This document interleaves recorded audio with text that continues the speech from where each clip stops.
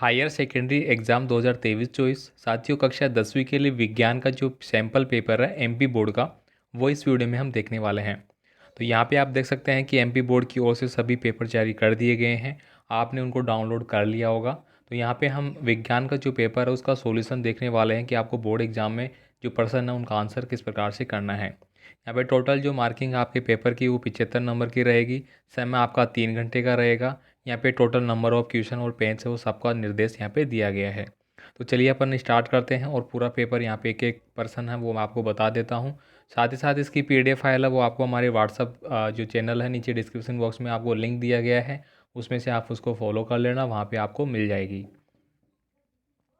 First question है यहाँ पे, सही विकल्प का आपको चुनाव करना है। किसी रासायनिक अभिक्रिया में भाग लेने वाले पदार्थ है वो क्या कहलाते हैं? तो दोस्तों उनको हम अभिकारक बोलते हैं।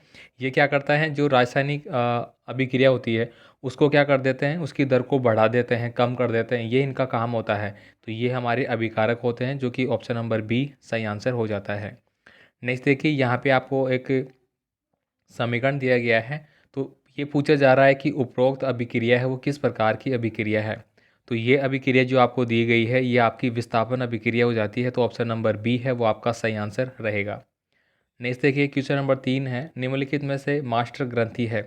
तो मास्टर ग्रंथि साथियों किसको बोला जाता है? तो पीस ग्रंथि को मास्टर ग्रंथि के नाम से बोला जाता है। तो यहाँ पे ऑप्शन नंबर बी है वो आपका सही आंसर रहेगा। नेक्स्ट देखिए, द्विविस्थापन अभिक्रिया में होता है। अब देखिए यहाँ पे आपको बताना है कि द्विविस्थापन अभिक्रिया में क्या होता है। तो यहाँ पे 4 नंबर में आपका ऑप्शन नंबर सी हो जाएगा, आयनों का आदान प्रदान। तो ये हमारा द्विविस्थापन अभिक्रिया में होता है, ये सही आंसर होएगा। आयोडीन किस हार्मोन के संश्लेषण के लिए आवश्यक है? तो साथियों ऑप्शन नंबर 20 का सही आंसर रहेगा। थायरोक्सिन जो हार्मोन है उसके संश्लेषण के लिए आयोडीन का उपयोग किया जाता है। तो ये बिल्कुल करेक्ट आंसर रहेगा। आगे देखिए, यहाँ पे क्वेश्चन नंबर 6 है, ये पूछ रहा है हमें, मानव में जैव प्रक्रिया का नियंत्रण और नियमन होता है। तो किस चीज़ के लिए होता है भाई? तो 6 नंबर में ऑप्शन नंबर डी रहेगा, तंत्रिका और अंतःस्रावी तंत्रों के लिए इसका उपयोग होता है। तो ये मेरा करेक्ट आंसर रहेगा। अब यहाँ पे पेपर आपको हिंदी और इंग्लिश दोनों मेथड में दिया गया है। पहले आपका हिंदी में था, अब आपको इंग्लिश में मिल जाता है। तो इंग्लिश और हिंदी वाले दोनों छात्र इसको पढ़ सकते हैं। नेक्स्ट देखिए, यहाँ पे आपको फिल इन द ब्लैंक पूछे जा रहा है, खालिस्तान, ये भी हम आपको बता देते हैं। पहला देखिए यहाँ पे, कार्बन की सबसे बाहरी कक्षा में जो इलेक्ट्रॉन है वो होते हैं। तो कितने इलेक्ट्रॉन होते हैं भाई? तो 4 इलेक्ट्रॉन होते हैं। आपने देखा होगा कार्बन किस प्रकार से जो संयोजकता होती है वहाँ पे आपके इलेक्ट्रॉनों की संख्या रहती है, तो वो कितनी हो जाती है? 4। सिरके में पाए जाने वाला जो अम्ल है उसका नाम आपको लिखना होगा। तो वो क्या नाम है मेरा भाई?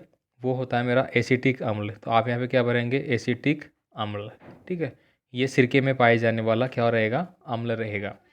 लोहे के बर्तनों को जंग से बचाने के लिए किसकी परत चढ़ाई जाती है?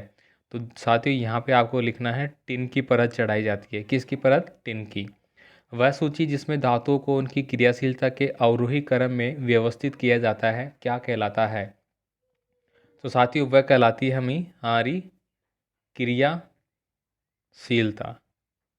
क्रियाशीलता श्रेणी कहलाती है वो। ठीक है, तो यहाँ पे आपको क्या लिखना होगा? क्रियाशीलता श्रेणी इसको बोला जाता है। ठीक है, नेक्स्ट देखिए, सोडियम हाइड्रोजन कार्बोनेट का सामान्य नाम क्या होगा? तो दोस्तों ये कई बार आपकी परीक्षाओं में आता ही आता है। तो इसको बोलते हैं अपन क्या? Baking soda. क्या बोलते हैं भाई? Baking soda. तो इसको अपन क्या बोलते हैं? सोडियम हाइड्रोजन कार्बोनेट को बेकिंग सोडा बोला जाता है। नेक्स्ट देखिए, सरलतम हाइड्रोकार्बन है तो कौन सा है भाई? तो वो हो जाता है हमारा CH4, जिसको अपन बोलते हैं मीथेन। ठीक है, तो ये क्या है? मेरा सरलतम हाइड्रोकार्बन की श्रेणी में आता है। इसके बाद देखिए, अगला जो क्वेश्चन है उसमें आपको सत्य और असत्य बताना होगा, कौन सा मेरा सत्य है और कौन सा मेरा असत्य है। तो चलिए अपन इसको देखते हैं। बीच में आपसे रिक्वेस्ट करूंगा, साथियों चैनल पे आप नए हैं तो प्लीज़ चैनल को सब्सक्राइब जरूर कर लेना, और आपका कोई भी कमेंट आप हमें व्हाट्सएप पे कमेंट कर सकते हैं। यहाँ पे देखिए, पुरुषों में XX लिंग गुणसूत्र होते हैं। तो ये बात गलत हो जाती है। क्यों? क्योंकि पुरुष में X और Y दोनों पाए जाते हैं, जबकि महिला में XX पाए जाते हैं। ठीक है, नेक्स्ट देखिए, उत्तल लेंस को अपसारी लेंस भी कहते हैं। तो सेकंड नंबर भी गलत हो जाएगा, इसको अपसारी लेंस नहीं बोला जाता। जो फूल होता है, जो पुष्प होता है का नर जनन अंग पुकैंसर होता है। तो बिल्कुल ये बात सही हो जाती है। मनुष्य के शरीर में शुक्राणु का निर्माण वृषण में होता है। तो ये बात भी बिल्कुल मेरी सही है। इसके बाद देखिए अगला है, जो एक गुण पीढ़ी से दूसरी पीढ़ी में संचारित नहीं होते हैं वह आनुवांशिक गुण कहलाते हैं। तो बिल्कुल दोस्तों ये गलत हो जाएगा। क्यों गलत हो जाएगा? क्योंकि यहाँ पे बोला है नहीं। अगर इसको मैं काट दूँ फिर मैं इसको पढ़ूँ, जो गुण एक पीढ़ी से दूसरी पीढ़ी में संचारित होते हैं, तब तो ये सही रहेगा, लेकिन यहाँ पे नहीं दिया गया था इसलिए गलत हो जाएगा। प्रकाश का किसी सतह से टकराकर उसी माध्यम में लौटना अपवर्तन कहलाता है। तो 6 नंबर मेरा सही आंसर हो जाएगा, बिल्कुल सही बात है ये। नेक्स्ट देखिए, यहाँ पे आपको सही जोड़ी का मिलान करना है। अब यहाँ पे देखिए दोस्तों 80 dB आपको दिया गया है डेसिमल, ठीक है। तो इसका मतलब क्या हो गया, ये ध्वनि का जो प्रदूषण है उससे रिलेटेड होती है, ठीक है। अब देखिए 180 डिग्री है, तो 180 डिग्री में यहाँ पे क्या हो जाएगा, मेरा दो नेत्रों का क्षैतिज दृष्टिकोण कहलाएगा यहाँ पे, ठीक है। अजैव घटक दोस्तों, अजैव घटक पूछा जा रहा है, तो ये कौन से हो जाएंगे आपके, वायु, मृदा, जल, ये सब क्या है मेरे अजैव घटक कहलाएंगे। अब देखिए यहाँ पे 25 सेंटीमीटर है। 25 सेंटीमीटर क्या होगी दोस्तों, जो मानव की दूरदृष्टि, ये देखिए यहाँ पे सेकंड वाले चैप्टर में भी यहाँ पे आ रहा है आपका कुछ, यहाँ पे देखता हूँ मैं। अब देखिए यहाँ पे निकट दृष्टि दोष दिया गया है। तो निकट दृष्टि दोष दोस्तों किसके लिए होता है मेरा, तो ये दोस्तों आपका अवतल लेंस के लिए होता है मेरा, ठीक है। तो यहाँ पे ये हो जाएगा मेरा कौन सा, ये वाला फोर्थ वाला अवतल लेंस।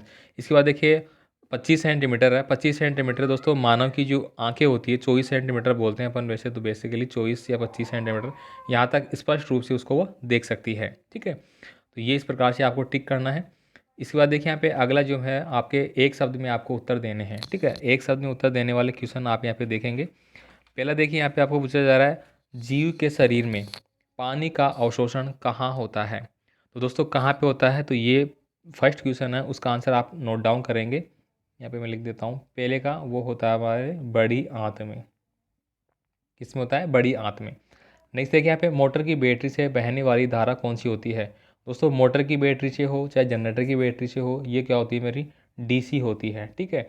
इसको अपन बोलते हैं डायरेक्ट करंट या दिष्ट धारा भी इसको अपन बोलते हैं। विद्युत शक्ति का जो मात्रक है वो क्या होता है, तो दोस्तों विद्युत शक्ति का जो मात्रक होता है वो होता है मेरा वाट, ठीक है। इसको एसआई मात्रक अपन बोलते हैं। यकृत से निकलने वाले रस का नाम है, आपको बताना है, तो उसको अपन, एक मिनट यहाँ पे, उसको बोलते हैं अपन क्या, पित्त रस। क्या बोलते हैं भाई, पित्त रस उसको बोला जाता है यकृत से। यकृत मतलब जो हमारा लीवर होता है, ठीक है, उसी को बोला जाता है। आगे देखिए यहाँ पे, मनुष्य के शरीर में संवहन का माध्यम है वो लिखिए। तो संवहन का जो माध्यम होता है दोस्तों वह होता है हमारा रक्त, ठीक है। तो आपको रक्त आपको लिखना है। चुंबकीय क्षेत्र की उपस्थिति पता लगाने वाली युक्ति का आपको नाम लिखना है। तो उसमें हम क्या करते हैं, चुंबकीय सुई, चुंबकीय जो सुई होती है उसका उपयोग अपन करते हैं, तो ये आपको यहाँ पे लिखना होगा, ठीक है। अब इसके बाद देखिए आपके बड़े क्वेश्चन स्टार्ट हो जाते हैं। परबल अम्ल के दो उदाहरण आपको देने हैं। तो ये जो बड़े प्रश्न हैं ये आप अपने हिसाब से एक बार पाठ्य पुस्तक से या फिर पासबुक से इनको आप देख लेना मेरे साथियों। परबल क्षार के दो उदाहरण आपको देने होंगे। अम्ल का जलीय विलयन विद्युत का चालक क्यों रहता है, कारण सहित बताना है। अब यहाँ पे देखिए सभी प्रश्नों में आपको अथवा दिया गया है, तो ये आपके लिए बहुत अच्छी बात है इस बार पैटर्न में। इससे क्या होगा कि आपको मान लीजिए 7 नंबर का क्वेश्चन है, ये नहीं आता तो आप ये कर सकते हैं, ये नहीं आता तो आप ये कर सकते हैं, तो ये आपके लिए एडवांटेज रहेगा बहुत अच्छा। मानव का मुख्य जो है उसका पीएच मान कितना होता है, पीएच मान का बताना है। जैसे पीएच मान आप जानते हैं ये वाला 0 से लेकर 7 और 7 से लेकर 14 तक होता है। ये आपके अम्लीय होते हैं और ये आपके क्षारीय प्रकृति के होते हैं, ठीक है जी। 7 वाला जो होता है उसको अपन क्या बोलते हैं, उदासीन बोलते हैं। क्या बोलते हैं भाई, उदासीन बोलते हैं, ठीक है। बायो की देखिए हाइड्रोकार्बन को उदाहरण सहित बताना है। ये सारे देखिए निम्नलिखित की संरचना का आपको चित्र बताना है। मीथेन का, पेंटेन का, ये आपको बनाना होगा भाई। एथेन की इलेक्ट्रॉनिक्स बिंदु संरचना बनानी है। हरे पौधों में होने वाले प्रकाश संश्लेषण की क्रिया बतानी है। तो ऑलरेडी आपने बहुत सारे प्रश्नों को अच्छे से पढ़ रखा होगा, तो ये आपके लिए काफ़ी इंपॉर्टेंट है जो पेपर बोर्ड की ओर से जारी किए जाते हैं, इनको आप अच्छे से देख लेना। देखिए यहाँ पे मानव में संतान का लिंग किस पर निर्भर करता है, तो दोस्तों ये किस पे करता है, पुरुष पे करता है भाई, ठीक है। क्योंकि पुरुष में एक्स और वाई दोनों गुणसूत्र पाए जाते हैं, ठीक है, जबकि महिला में एक्स एक्स पाई जाती है। यानी कि ये कि एक्स एक्स किसके लिए होती है भाई, ये होती है भाई लड़की के लिए। किसके लिए, लड़की के लिए। जो वाई होता है वो किसके लिए होता है, लड़के के लिए, ठीक है। इसके बाद देखिए यहाँ पे अगला है, मेंडल ने अपना प्रयोग जो चयन किया था वो मटर के पौधे पे किया था, ये आपको पता होगा, उसके बारे में यहाँ पे पूछ रहा है कुछ, ठीक है। वायु में प्रकाश की चाल आपको लिखनी है। तो दोस्तों वायु में प्रकाश की चाल अधिकतम होती है, ठीक है। इसके बाद देखिए यहाँ पे अगला है, डायप्टर को परिभाषित कीजिए। दोस्तों डायप्टर जो होता है वो किसका मात्रक होता है ये आपको बताना है। तो ये किसका होता है भाई, डायप्टर आपका, ये आपको बताना पड़ेगा। इसका सूत्र भी आपको लिखना होगा कि सूत्र भी कई बार आपको पूछ लिया जाता है, इस प्रकार से ये कुछ होता है एक सूत्र, ठीक है। आगे देखिए, मानव नेत्र में पाई जाने वाली किन्हीं 4 संरचनाओं के नाम लिखने होंगे और साथ ही साथ उसका चित्र भी आपको आना चाहिए भाई, ठीक है। विद्युत अवयव को प्रतीक बताना है, बैटरी सेल वगैरह ये सब कुछ देखना है। तुल्य प्रतिरोध का सूत्र आपको लिखना है। अगर मैं बात करूँ, देखिए हमारा श्रेणी क्रम में कोई प्रतिरोध जुड़ा हुआ है इस प्रकार से, ठीक है। और यहाँ पे मैंने बैटरी का टर्मिनल बना लिया है, ठीक है। अब इसका मेरे को मान लीजिए ये 5 है, ये 4 है, तो इस प्रकार का आपका न्यूमेरिकल कई बार आ जाता है। तो श्रेणी क्रम में जो होता है उसको मैं जोड़ देता हूँ कि R1 + R2, ठीक है, इसको आपको जोड़ देना होता है। अगर वो मेरा पेरेलल में बन जाता है इस प्रकार से, ठीक है, तो मेरे को फिर क्या करना होता है, उनको 1/R1 + 1/R2 इस प्रकार से सोल्व करना होता है। बाकी आपको पता ही होगा।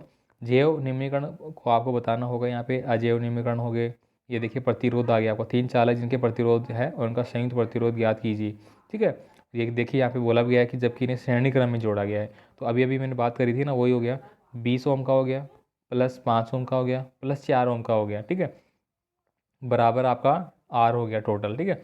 अब 20 से 5 25 29 ओम का हो गया मेरा, ठीक है। इस प्रकार से हम इसको याद कर सकते हैं। अब देखिए 2 चालक जिनका प्रतिरोध यहाँ पे ये समांतर क्रम में पूछा जा रहा है। समांतर क्रम में क्या हो गया, 1/40 + 1/8। अब इनका आप लेसन लेंगे तो लघुत्तम लेंगे, मतलब तो लघुत्तम के लिए देखिए ऐसा संकेत देखनी है जो इनका दोनों का भाग जाता हो। अब 8 पंजे 40, 40 में जाता है तो ये 40, तो ये तो 1 आ गया, प्लस ये 5 आ गया, 5 और 1 6/40 आ गया मेरा। बाकी इसको काटा मैंने, ये 3 बार आ गया, ये 20 आ गया, ठीक है। तो इस प्रकार से मेरा ये आंसर आ गया तुल्य प्रतिरोध। देखिए धातु और अधातु के भौतिक गुणों को आधार पर आपको अंतर बताना होगा। तो ये मोस्ट इंपॉर्टेंट है, मतलब 99% परीक्षा में आएगा ही आएगा ये प्रश्न। देखिए दोनों में पूछा गया है और एक ही चीज़ है दोनों के लिए। अब देखिए निम्नलिखित पादप हार्मोनों के नाम लिखना है, जैसे कि ऑक्सीजन हो गया, जिब्रेलिन हो गया, साइटोकाइनिन हो गया। अब देखिए मनुष्य के लिए अंतरस्रावी ग्रंथियों को स्रावित करने के लिए जो हार्मोन होते हैं, थायरोक्सिन हार्मोन हो गया, इंसुलिन हार्मोन हो गया, एड्रेलिन हो गया, ये आपको बताना पड़ेगा, ठीक है। इसके बाद देखिए यहाँ पे ये फिर से आपको न्यूमेरिकल पूछे गए हैं 2-4, तो ये पूरा पेपर आप ले लेना भाई और बड़े प्रश्न आप अपने हिसाब से कर लेना। मानव पाचन तंत्र का स्वच्छ नामांकित चित्र बनाना है आपको, ठीक है। और यहाँ पे कुछ देखिए न्यूमेरिकल रंध्र वगैरह पूछे गए, ये आपको देखना है, ठीक है। ठीक है, यहाँ पे देखिए लास्ट वाला आपका दर्पण से रिलेटेड है। रेखा के स्कूटर में लगा पक्ष दर्पण कैसा होता है, तो उत्तल लेंस का लगा होता है, ठीक है, ये आप सभी जानते हैं। उसका कैसा प्रतिबिंब बनता है, तो दूसरा उसका सीधा प्रतिबिंब बनता है। उसके लिए शीघ्र ही दर्पण बदलना क्यों आवश्यक था, देखिए क्यों था आवश्यक, तो यहाँ पे कुछ लिखा हो गया होगा, कुछ बातें पहले से ऑलरेडी है, देखिए इसके हिसाब से वो आपको करना होगा, ठीक है। तो ये पूरा पेपर यहाँ पे हो जाता है। तो आई होप मैंने कुछ छोटे प्रश्नों के आंसर दिए हैं सिर्फ आपको, बाकी आप अपने हिसाब से तैयार कर लेना। मिलते हैं अगले पेपर के साथ, धन्यवाद।